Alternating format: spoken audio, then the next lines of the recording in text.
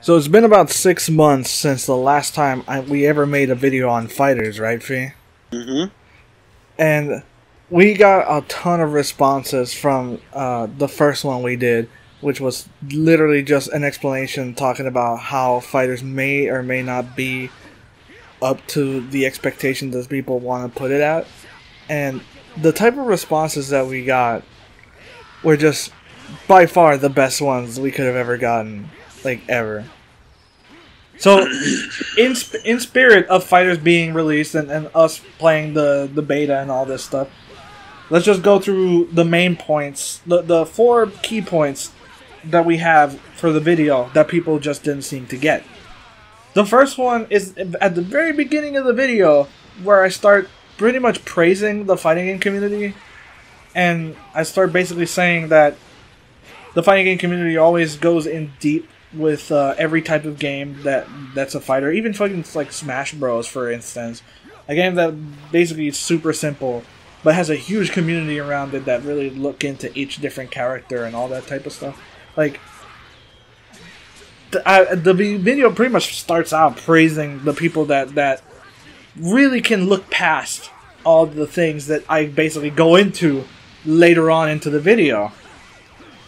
So let's just get that one out of the way. I start out basically praising the fighting game community before going into fighters itself.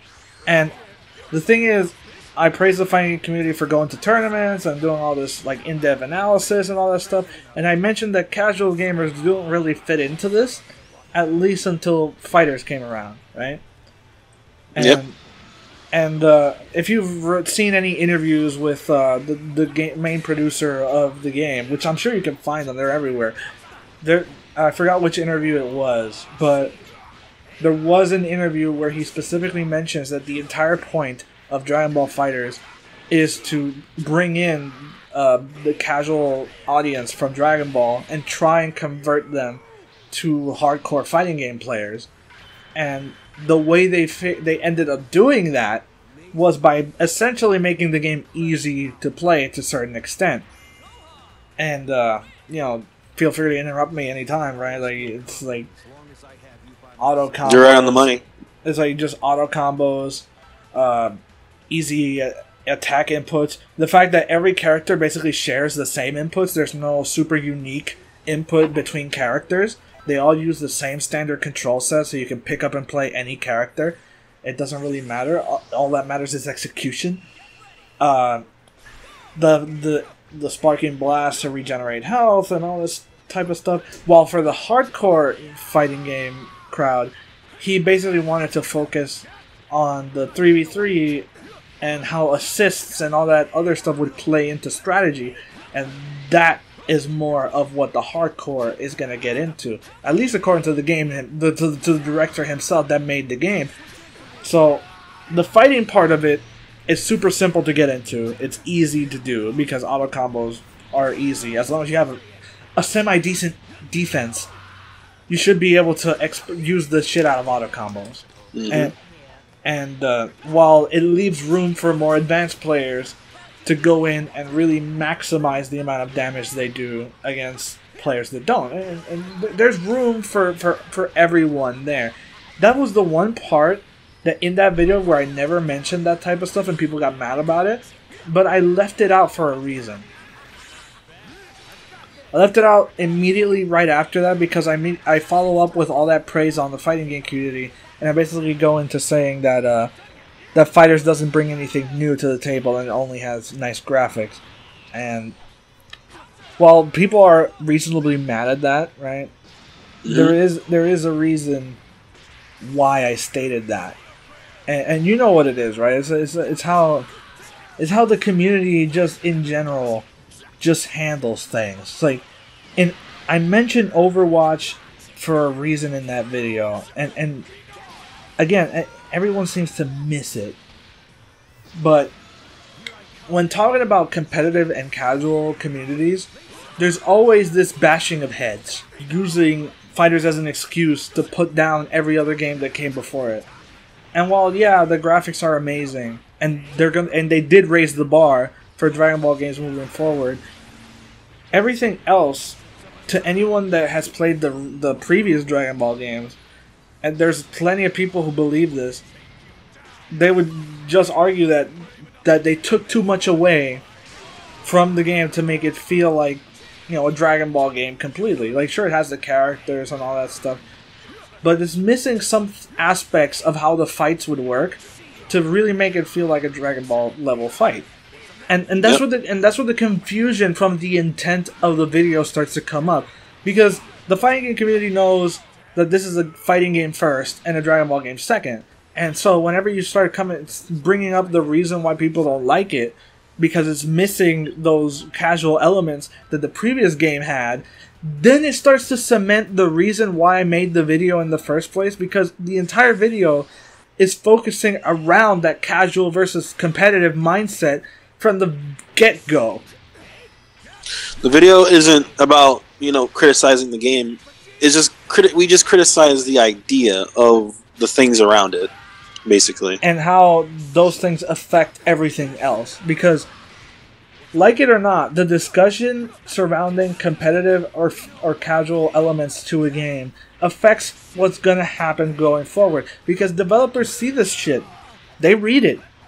They will take it into consideration. So having two different communities with completely different mindsets and different reasons to play the game gets a little bit confusing. Then you start to think what direction the game could go. If it goes too competitive, they're going to lose the casual side. But if it goes too casual, then the competitive side is going to be mad. So I'm surprised that so many people that watch my video just jump straight into the retarded comments rather than really looking into it, what I was saying, and seeing that this type of shit is going to affect the overall game. And all people did by responding to it in a negative way was simply prove that they think like that. The kind of entitled exclusive mindset that just kind of limits people from trying to want to get in or trying to actually enjoy a game, because they pretty much can't. The only thing that you can sort of do is just tread the waters and just get into it forcefully and just... But if you come in with a different viewpoint, then you just get shunned. Because you're not wanted there, basically. And, or are you automatically become assumed, or not assumed, you automatically get assumed with, oh, well, you're just probably some guy who just likes Xenoverse, go play that, get out of here. It ultimately just reaches that level of toxicity that the whole game was trying to avoid. The goal of the game was supposed to be different. And so the reason I bring up that it doesn't bring much to the table as a reason is because compared to the other games, it was lacking. And people took so much offense to that, because obviously any fighting game has more depth to it than what appears to be on the surface. But that's not what we were arguing. What we were factually arguing was that it doesn't do anything new. And that much is true. Whether you want to argue what's underneath the surface is a completely different topic. But the fact is, like other games like Xenoverse, Dokkan Battle, or Fusions, or any of the other Dragon Ball games that have existed, which are popular, have brought in something different to the franchise that wasn't thinking that it could be done. Now, of course, people don't have to like those games, and those games don't have to be the only type of game to ever exist. Mm-hmm. But I mean, it's fine if you don't like it. But the main reason we bring those up and why we bring up the fact that they should be a thing is because there are so many people that like fighters and wanted fighters so much that they are willing to put down anyone who doesn't like it for just even the slightest of reasons. And it's so unfair, to say the least, because Xenoverse gets so much shit for just being an RPG over a fighting game, and people want to label it as a fighting game for whatever fucking reason, and it's fucking ridiculous. Then FighterZ comes around and you can't talk shit about it. Like, besides, we're not even talking shit about it anyway. Mm-hmm. We're just saying it's not the second coming of Christ, and it isn't, because the game, while being popular, just because it got a bunch of numbers at first, because, well, it's Dragon Ball, what else do you expect? Just because it got a lot of numbers sold doesn't mean that that kind of stuff is gonna stick around for that longer. But we'll have to see. I hope I'm wrong, right? Like, I hope I'm wrong, because I don't want any Dragon Ball game to inherently fail. And and it's surprising that people would suggest that I would, because we like Dragon Ball games. We like fighters. We like it as a game. We like it for what it is. But it's the community mentality surrounding fighters and how it will affect other Dragon Ball games moving forward that doesn't sit well with us. Because all this negative attacks on Xenoverse, despite Xenoverse being an excellent game for what it is, being an RPG, which hasn't been seen in Dragon Ball in years compared to a fighting game. Like, what was the last one? Like, fucking Legacy of Goku or something? Like on, like, Atari? I forgot what was the last RPG. Like, Legacy of Goku was on Game Boy Advance. And was that like an RPG, or was that a fighting game? Or? It was like an RPG, yeah. Then it goes to show just how long ago the last really true RPG, because even Budokai 2 or Budokai 3 with its pseudo RPG mechanic was still a fighting game at heart. And Xenoverse tries to still be a somewhat of a fighting game, but it's definitely more of an RPG than anything else. Yeah, it's more of an RPG than it is a fighting game, because you basically have, it somewhat has roles, kind of, where you could just fight from a distance, or you do both, or you could just literally just be all out, like, you know. And the focus on cooperative play versus everything else, and the fact that not only that you grow your character and actually have to teach him moves and train with different characters, but what we're trying to get at with all that is that there's this mentality surrounding fighters and inherently Xenoverse as well, because there's a group of people that want to say Xenoverse is a fighting game when it's not. It's the people that are so entitled to their beliefs saying that one game deserves to exist over the other. And we were on the middle of the road on this, and yet people from other camps wanted to completely attack us for just basically saying that both games are good for what they are. Oh, Xenoverse takes no skill? Oh yeah, it does. You just suck at it. Just like people say with fighters. If you're not good, if you can't counter certain things, you just suck at it. Just like in Xenoverse. You can't suck at Xenoverse because it's a super duper easy game with super duper easy combos, but even with though fighters having auto combos, but auto combos are ridiculously unsafe. Even though there's a group of people that are completely mad about auto combos being the way they are, it's like you can't win. There's people from all types of sides that argue the same shit that we're arguing. It's like any game can be inherently hard to master, given its mechanics. Just because you don't want to do it doesn't mean it's not hard. Yep. And just like how in fighters, there's going to be a group of people that are only going to be doing auto combos, and they don't want to learn the more advanced combos. They're just going to stick to really good defense and really good auto combos, and people are going to get mad at that. Mm-hmm. And eventually, it's going to spark a discussion of what the developers, or which side are the developers going to choose: the casual crowd or the competitive crowd. Mm-hmm. And that's when the game is going to go south. Because every time that a game tries to cater to both types of communities, there's going to be something that splits it up. Just like how in Xenoverse, it's supposed to be an RPG, but yet people want to argue that the PvP needs to be fixed more as priority for despite everything else. Yep. It goes to show the how lost the player base is when it comes to this game. Like, like, the PvP is an aspect of the game, but it's not the most important one. It wasn't made to be the important one. Starting out, because it took like Xenoverse 2 a year for that like question to become a thing throughout the entire like community of Xenoverse 2. So with fighters, it's gonna take at least a year for people to make the developers choose between competitive or casuals. It usually takes a year, because just like with Overwatch, because with Overwatch it was the same thing, where it started off nice, everyone was okay, but then there was a ton of meta changes throughout the entire course of the game's life cycle that eventually even started to make a bunch of players that wanted to play for fun just ended up quitting because most of their favorite characters just got, decimated, and they can't use them anymore as much as they'd like to. And that in itself is a completely different discussion on, well, you should just get good and all that type of stuff. But you know, Yep. that's the problem when it comes to making games competitively or casually. Like if you cater to one, you're gonna make other people leave.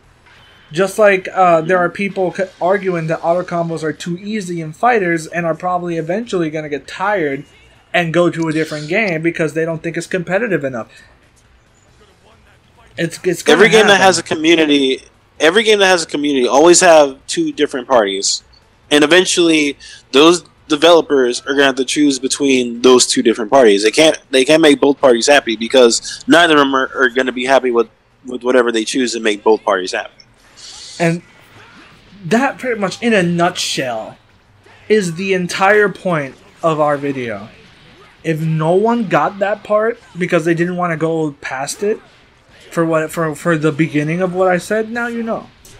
We don't hate fighters, but the fact that everyone calls anyone who dislikes the game even for a little bit a hater is the problem.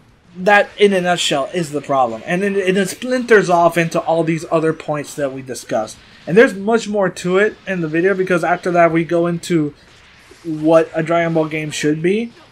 But all that point really was us saying what we just said right now. Just because one game exists doesn't mean it should be the only game that should be made for the license. There should be more variation, more different like games, more risks to be taken.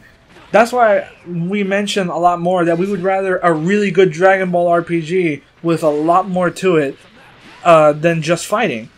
But then everyone was arguing how stupid that is when a fighting game is a true test of skill and strength or whatever, and that's exactly the entire point of the series. And it's these different viewpoints and the fact that no one can accept that the other one exists is the problem. That's the entire point of why mentioning what a Dragon Ball game should be after that, because there's more parts to a Dragon Ball game than just fighting, but people don't want to admit that shit. You know, and me and Sean here, we've been debating on how a fighting game or how a Dragon Ball Z game could handle an RPG game can handle both fighting and RPG and have both of them be how they could just work in accordance with each other. Like how they could be both okay, but you just can't. We always hit walls, and we can't really find out what would make a good fighting RPG/fighting Dragon Ball Z game. It's kind of hard to do because no matter what, and whatever turn you go, you're going to be hurting one side of the community versus the other. Like, yep. Eventually, somebody's going to get mad about them being shafted. Which is exactly what Xenoverse players feel like, because ever since Super Saiyan Blue got announced for creative characters, the discussion has always been that it shouldn't be a thing in the game, and it shouldn't exist. And that is going to be OP, and that's going to break the game. Because all those people care about is the PvP aspect, meanwhile the guys that like creating their characters and making different builds and stuff gonna feel shafted if it doesn't make it into the game, because it's like, well, what else can you do? It's like there should be more customization, not less, because it's an RPG and you get to create your own Dragon Ball character, and it's like there should be more, not less. But then the competitive side is like, but it breaks the PvP and that should be balanced, and so you can't win. You just can't. Unless you do separate balancing for PvP versus PvE and separate the customization at some point.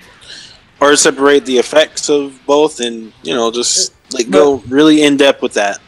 But it's like, somebody's going to be mad no matter what. In the end, someone's going to be upset if that set move gets a different treatment in PvP than it does in PvE. Mm-hmm. But that's like an entirely different topic. But I think we covered pretty much everything that we wanted to talk about. We're gonna have to wait and see how FighterZ handles DLC, because that might be the turning point of how this is gonna be perceived, because every fighting game this recently has had an issue when it comes to DLC. Like, there's always two camps on DLC as well. There are people who think it's stupid that Ninja Turtles are an injustice, or that Noctis is in Tekken. Like, But those are guest characters.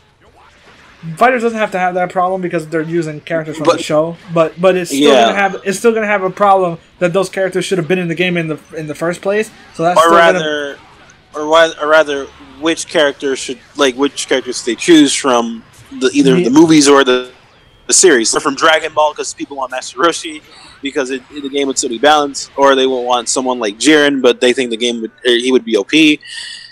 And even though Hit gets destroyed by Yamcha.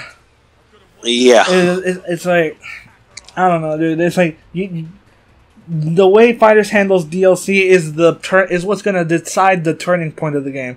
If it can handle DLC well, then I can say we've been proven wrong. And the game will be fine. And the game, like in a year from now, the game is gonna have these two trials of how the DLC is going to be treated and which party they're going to choose, because it's going to be a thing. It will choose one of those two parties. It's not going to choose both because it's not going to work that way. And if it does, then it would be somewhat half-assed because you can't really make both parties completely happy. Well, that'll be how they handle character balancing after that point moving forward, because ultimately the competitive server is going to want more viability from characters. They're always going to choose the most viable and most top tier characters, and they're always going to want the lower tier characters to receive enhancements to make them more usable. While the casual side just wants the game to be fun to play, and they don't want that much complexity to it. So as long as nothing changes in terms of how the game is played, and certain characters don't get outright destroyed in terms of like how they're built, then the game might be fine. But these things are never for certain. Like how in every other fighting game, like even Tekken, gets these different changes for characters that just somehow make entire like metas broken, or how certain different subtle changes completely destroy how a certain stage works. But that's just Tekken because Tekken has 3D and they have stage breaking. But to be honest, like, it's kind of interesting to see how things are going to take a turn for Fighters, if it's going to maintain structural balance and actually make all the characters unique but have good strengths, or if they're going to listen to the type of changes that are going to be recommended by the community and inevitably cause like this sort of paradox of nerfs and buffs that'll just keep going until the end of time. Or if they actually hit a sweet spot just immediately and fix everything. Who knows? Yep. It is really interesting how Fighters is gonna go in terms of maintaining itself as a game. Yeah, and I think with that we covered pretty much everything. The last thing I want to say before we end it is that to cement the idea that we don't hate Fighters anymore because people want to think like that, I guess. We know for a fact that Fighters is already going to be setting the bar in terms of visual design alone. It's going to be setting the bar for DBZ games moving forward, and people aren't going to accept much less than what Fighters brought visually, because how can you get much better than that? Like, basically, and it's gonna be wanted by for Xenoverse 3 or whatever moving forward. Like Xenoverse 3 is gonna have to step up in terms of visual design and really change the third game to be completely different in terms of visuals. And that's probably the best thing that we can get from Fighters existing. The fact that other DBZ games moving forward are gonna be so much better. Yep, because Fighters does look good, but despite how good it looks, it does have some flaws to it. Not big ones, but they do have flaws nonetheless. And in games moving forward, they would copy the style, but they would improve on the flaws that Fighters has in terms of how it looks. Yeah. And it would be something. And it would be something very great, or very good, very great. And that pretty much covers everything. We'll see when the game drops in price if we actually buy it, though. Yeah. Because, you know, me and P had so many good matches on the beta.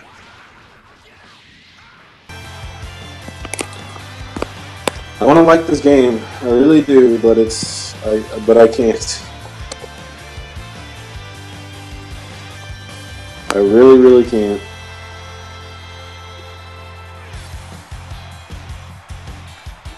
It's really hard for me to like this.